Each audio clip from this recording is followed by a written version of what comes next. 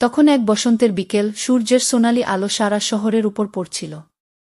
আমি একটি ছোট্ট ক্যাফেতে বসে কফি হাতে আমার ল্যাপটপে কিছু কাজ করছিলাম, কিন্তু মনে অদ্ভুত এক অস্থিরতা ছিল। এমন সময় দীপ এসে দাঁড়ালো আমার সামনে। দীপ, যে আমার জন্য এক অজানা পরিচিত। আমরা কলেজের বন্ধু, তবে একে অপরের কাছ থেকে অনেকটা দূরত্বে ছিলাম। কেমন আছো? দীপ মিষ্টি হাসি দিয়ে প্রশ্ন করল। আমি একটু বিরক্ত হয়ে বললাম, ঠিক আছি। তুমি, তোমার কাছে এসে বসতে পারি? দীপ এক পলক না তাকিয়ে বলল। আমি অবাক হয়ে তাকালাম। বসত বলা মাত্র দীপ আমার সামনে টেবিলের এক কোণে বসে পড়ল। তার চোখে কিছু একটা ছিল যা আমি ঠিক বুঝতে পারছিলাম না। অনেক দিন পর আমাদের কথা হচ্ছিল, কিন্তু আজকে কিছু আলাদা লাগছিল। চুপচাপ কিছু সময় আমরা একে অপরকে দেখলাম। হঠাৎ দীপ বলল, তুমি জানো, আমি তোমাকে অনেক দিন ধরে দেখতে চাইছিলাম গো। আমি স্তম্ভিত হয়ে তাকে দেখলাম। কেন? আমার মুখ থেকে কথাটা বেরিয়ে গেল অবচেতনভাবে। কারণ তুমি জানো না, আমি তোমার প্রতি কিছু অনুভব করি। দীপ মাথা নিচু করে বলল। এটা শুনে আমি একটু চমকে গেলাম। মনে হচ্ছিল এতদিন পর কেন এমন কিছু বলছে। আমি কিছু না বলেই চুপ হয়ে গেলাম। কিন্তু আমার মন বলছিল, দীপ হয়তো সঠিক। আমারও কিছু অনুভূতি ছিল, তবে তা আমি নিজেও বুঝতে পারছিলাম না। কি তুমি কি ভেবেছ? দীপ আমার দিকে চেয়ে প্রশ্ন করল। আমি গভীর শ্বাস নিয়ে বললাম, দীপ, আমাদের মধ্যে কিছু ছিল, হয়তো তা কখনো ম্লান হয়ে গেছে, তবে এখনো তুমি বলছো কেন? দীপ একটুখানি হাসল, তারপর বলল, কখনো কখনো আমাদের হারানোর ভয় আমাদের সবচেয়ে বড় বাধা হয়ে দাঁড়ায়। তবে আমি জানি, তোমার সঙ্গে এই মুহূর্তটা আমি হারাতে চাই না। আমার হৃদয়ে কেমন এক উত্তেজনা অনুভব হতে লাগল। আমি আর কিছু না বলেই তার দিকে তাকিয়ে রইলাম। আমরা দুজনেই চুপচাপ বসেছিলাম, যেন সময় থেমে গেছে।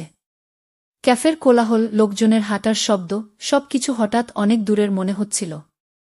শুধু আমাদের মধ্যে এক অদৃশ্য কানেকশন তৈরি হচ্ছিল। দীপের চোখের মধ্যে এক ধরনের মাধুর্য ছিল যা আমি আগে কখনো খেয়াল করিনি। মনে হচ্ছিল সে যেন আমাকে কিছু বলতে চায়, কিন্তু কোনো কারণে না বলতে পারছে। তুমি কি জানো দীপ? আমি একটা দীর্ঘশ্বাস নিয়ে বললাম, আমারও তোমার প্রতি কিছু অনুভূতি ছিল, কিন্তু আমি কখনোই বুঝতে পারিনি। দীপ একেবারে আমার দিকে তাকিয়ে শুনছিল। তার চোখের এক অদ্ভুত গহীনে যেন একটা গল্প লুকানো ছিল। আমার কথার পর সে কিছুক্ষণ নীরব রইল, তারপর মৃদু হাসল। তুমি বুঝতে পারবে যখন সময় আসবে গু। তার কথায় যেন একটা শান্তিপূর্ণ অনুভূতি ছড়িয়ে পড়ল আমার মধ্যে। আমার মনে হচ্ছিল আমাদের মধ্যে একটা গভীর সম্পর্ক তৈরি হচ্ছে, এক নতুন সম্পর্কের শুরু। তুমি কি ভাবছ দীপ? আমি আবার প্রশ্ন করলাম। দীপ মৃদু হাসল। তার হাসি যেন আমার বুকের ভেতর গলার সাথে গাঁথা হয়ে উঠছিল।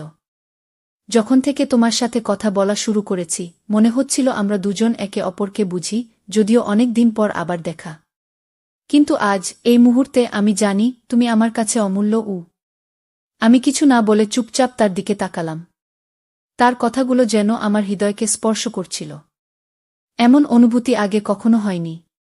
সেই মুহূর্তে দীপ হঠাৎ উঠে দাঁড়ালো এবং আমার দিকে এগিয়ে আসলো। আমি কিছু বলতে পারলাম না, শুধু তার দিকে তাকিয়ে রইলাম। সে আমার হাতটি আস্তে করে ধরল, আর তার স্পর্শে যেন সমস্ত দুনিয়া থেমে গেল। এটা কি ঠিক দীপ? আমি ঠোঁট কামড়ে বললাম, কিন্তু আমার মন আর শরীর তার স্পর্শে শিথিল হয়ে গিয়েছিল। হ্যাঁ, এটা ঠিক, দীপ কোমল কণ্ঠে বলল। তুমি জানো, আমাদের মাঝে যে দূরত্ব ছিল তা শেষ হয়ে গেছে। আজ থেকে আমি আর তুমি একে অপরকে ছাড়া কিছুই ভাবতে পারব না। তার কথা শুনে আমি আর নিজেকে ধরে রাখতে পারলাম না। স্টান উঠে দাঁড়িয়ে তার কাছে চলে এলাম। আর তারপর সেদিন, সেই অদ্ভুত মুহূর্তে আমি প্রথমবারের মতো তার ঠোঁটে ঠোঁট রাখতে গেলাম। দীপের হাত আমার গাল স্পর্শ করল, আর সেই মুহূর্তে আমাদের মধ্যে যা ছিল তা একেবারে নিঃশব্দ হয়ে গিয়েছিল। শুধু আমাদের হৃদয়ের আওয়াজ ছিল। দীপ আমার হাত দুটি শক্ত করে ধরল। সে কিছু বলতে চাইল, কিন্তু আমি তার ঠোঁটে আঙুল রেখে চুপ থাকতে বললাম। এই মুহূর্তটি যেন এক অভিশাপ, এক স্বপ্ন। আমি আর দীপ একে অপরকে ছাড়তে চাইছিলাম না। সময় কোথায় চলে গিয়েছিল জানি না, তবে আমরা দুজন একে অপরের মধ্যে হারিয়ে গিয়েছিলাম। তার স্পর্শ, তার শ্বাস, তার কণ্ঠ, সবকিছু যেন আমাকে এক অদ্ভুত দুনিয়ায় নিয়ে যাচ্ছিল। বিকেলের রোদ ধীরে ধীরে অস্ত যাচ্ছিল, কিন্তু আমাদের মাঝে আলো ছিল। একে অপরকে আঁকড়ে ধরেছিলাম আমরা, এবং জানতাম যে এই সম্পর্ক আর কখনো ছিন্ন হবে না।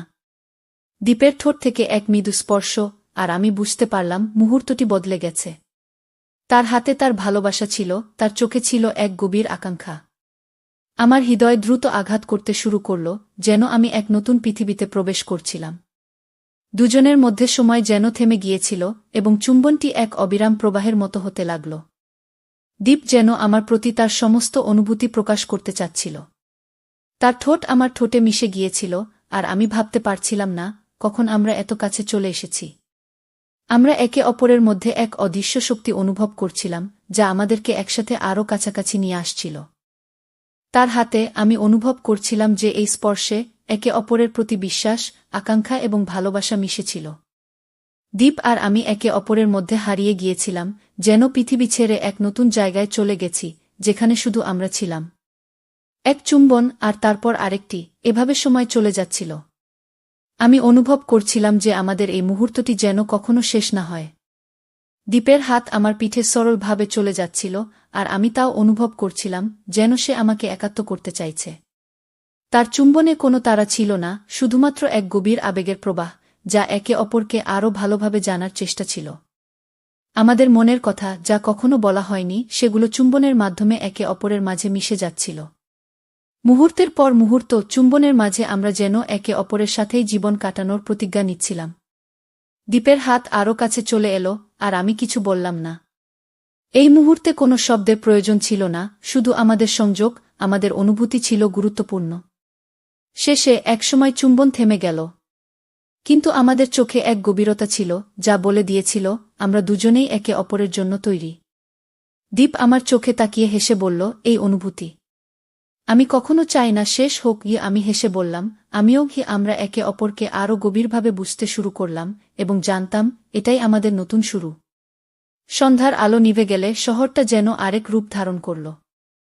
দীপ বলল, চলো, আজ তোমার সঙ্গেই থাকতে চাই। আমি কিছু বললাম না, শুধু তার চোখে তাকিয়ে মাথা নেড়ে সম্মতি জানালাম। আমরা হাতে হাত রেখে হেঁটে চলে এলাম আমার ভাড়া রুমে। সারা পথ চুপচাপ, কিন্তু আমাদের চোখে চলছিল অজস্র কথা। ঘরে ঢুকেই দীপ জানালার পাশে গিয়ে দাঁড়াল। বাইরের শহরের আলো ঝলমল করছিল, আর তার মুখে আলোছায়ার খেলা।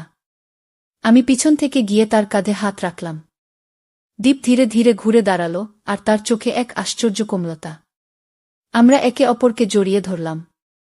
তার বুকে মাথা রেখে আমি বললাম, তুমি যদি চাও এই রাতটা আমাদের হয়ে থাকুক। সে আস্তে করে আমার মুখের দিকে হাত বাড়াল, চোখে চোখ রাখল। আমাদের ঠোঁট আবার মিলল, এবার একটু বেশি গভীর, একটু বেশি তীব্র। চুম্বনের মাঝে কোনো তাড়া ছিল না, বরং ছিল সময় নিয়ে একে অপরকে জানার ইচ্ছা। প্রতিটা স্পর্শে, প্রতিটা নিঃশ্বাসে আমরা যেন মিশে যাচ্ছিলাম। ধীরে ধীরে দীপ আমার কপালে চুমু খেল, গাল ছুঁয়ে নামল ঘাড়ে। আমার চোখ বন্ধ হয়ে গেল। শরীরে কাঁপন ধরছিল, তবে সেটা ভয় বা সংকোচে নয়, ছিল উত্তেজনায়, ভালোবাসায়। আমি তার হাত ধরলাম, তাকিয়ে বললাম, তুমি কি নিশ্চিত? সে মৃদু হাসল, তোমাকে ছাড়া আজ রাতে আর কিছুই ঠিক মনে হয় না। রাতটা কেটে গেল ধীরে ধীরে, মুগ্ধতায়, আবেগে, ভালোবাসার সবটুকু উষ্ণতা দিয়ে। আমরা একে অপরের শরীরে, মনে আর আত্মায় যেন এক হয়ে গিয়েছিলাম। অনেক কথাই হয়নি, কিন্তু স্পর্শে, চোখে চোখ রেখে যেন সব কিছু বলা হয়ে গিয়েছিল। জানালার বাইরে চাঁদের আলো বিছানায় পড়েছিল, আর আমি দীপের বাহুর মধ্যে ঘুমিয়ে পড়েছিলাম। সেই রাতের পর আমাদের সম্পর্ক আরও গভীর হয়ে উঠল। প্রতিদিন সকালে দীপের মেসেজ, বিকেলে একসাথে হাঁটাহাঁটি, আর রাতে ফোনে কথা। জীবন যেন হঠাৎ করেই অন্যরকম সুন্দর হয়ে উঠেছিল। কিন্তু কিছুদিন যেতে না যেতেই আমি আমার শরীরে অদ্ভুত কিছু পরিবর্তন অনুভব করতে শুরু করলাম। প্রথমে হালকা ক্লান্তি, পরে মাথা ঘোরা, এবং তারপর হঠাৎ করেই শুরু হলো পেটে ব্যথা আর প্রায় প্রতিদিন সকালে বমি বমি ভাব। প্রথমে ভেবেছিলাম এটা সাধারণ জ্বর বা গ্যাস্ট্রিক সমস্যা। কিন্তু যখন এক সপ্তাহ পেরিয়ে গেল এবং লক্ষণগুলো আরও বাড়তে লাগল, তখন সন্দেহ শুরু হল। সেদিন সন্ধ্যায় আমি আয়নার সামনে দাঁড়িয়ে নিজের দিকে তাকালাম। শরীরের ক্লান্ত ভঙ্গি, চোখের নিচে হালকা কালো ছাপ, মন খারাপ ভাব, সব কিছু মিলিয়ে মনে হচ্ছিল আমার শরীর কিছু বলার চেষ্টা করছে। আমি দীপকে ফোন করলাম। হ্যালো দীপ। হ্যাঁ প্রিয়, কেমন আছো? শুনো, আজকে তোমার সঙ্গে একটা জরুরি কথা বলতে চাই। সেদিনই দীপ আমার বাসায় এলো। আমি চুপচাপ ছিলাম, আর সে এসে আমার হাত ধরে বসে বলল, কি হয়েছে? আমি একটু সংকোচ নিয়ে বললাম, আমার শরীরে কিছু পরিবর্তন হচ্ছে দীপ। অনেকদিন ধরে বমি বমি ভাব, পেটে অস্বস্তি, মাথা ঘোরা। আমি ভাবছি আমি হয়তো মা। আমার কথা শেষ হওয়ার আগেই দীপের মুখে যেন অজানা বিস্ময় ফুটে উঠল। সে এক মুহূর্ত চুপ থেকে বলল, তুমি কি ভাবছ যে তুমি প্রেগন্যান্ট? আমি মাথা নিচু করে বললাম, হ্যাঁ দীপ, আমি প্রেগন্যান্ট হতে পারি। ঘরটা কিছু সময়ের জন্য নিস্তব্ধ হয়ে গেল। তারপর দীপ ধীরে ধীরে আমার হাত শক্ত করে ধরল, আমার চোখে তাকিয়ে বলল, তুমি ভয় পেও না। তুমি একা না। এটা যদি সত্যি হয় তাহলে এটা শুধু তোমার না, আমাদের সন্তান। আমি আছি তোমার পাশে সবসময়। কি? আমি বিস্ময়ে তাকিয়ে রইলাম। দীপের কণ্ঠে কোনো ভয় ছিল না, বরং ছিল এক অদ্ভুত দ্বিধা আর ভালোবাসা। আমার চোখে জল চলে এলো, আমি তাকে জড়িয়ে ধরলাম। সেই রাতটা কাটল অন্য এক আবেগে, ভবিষ্যতের ভয়, ভালোবাসার দ্বিধা, আর জীবনের নতুন অধ্যায়ের শুরু। পরদিন সকালে আমি একা গিয়ে একটি ক্লিনিকে টেস্ট করাই। ডাক্তার রিপোর্ট হাতে দিয়ে মৃদু হেসে বলল, অভিনন্দন, আপনি মা হতে চলেছেন। হাতে কাগজটা ধরে কিছুক্ষণ বসে থাকলাম। আমার চোখ ঝাপসা হয়ে গেল। এটা একটা নতুন অনুভূতি, ভয়, আনন্দ, দ্বিধা, বিস্ময়, সব মিশে এক অদ্ভুত ভারসাম্যহীন অবস্থা। আমি সোজা দীপকে ফোন করলাম।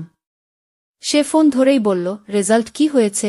আমি একটু থেমে বললাম, আমি সত্যিই মা হতে চলেছি। পাশে একটু নীরবতা, তারপর দীপের গলা, নরম, কিন্তু আমার জীবনের সবচেয়ে বড় আনন্দের খবর এটা। আমি এখনই আসছি তোমার কাছে। কি? দীপ এলো, আমাকে বুকে জড়িয়ে ধরল। বলল, তুমি ভাবছ সবাই কি বলবে, সমাজ কি বলবে, তাই না? আমি মাথা নিচু করে বললাম, আমাদের বিয়ে হয়নি দীপ, আর তুমি এমন করলা। তো বন্ধুরা, এইরকম আবেগময় ও রোমাঞ্চকর গল্প শুনতে চাইলে চ্যানেলটা সাবস্ক্রাইব করুন এবং পাশে থাকুন। এমন আরও বাস্তব ও হৃদয়ছোঁয়া গল্প নিয়ে ফিরে আসব।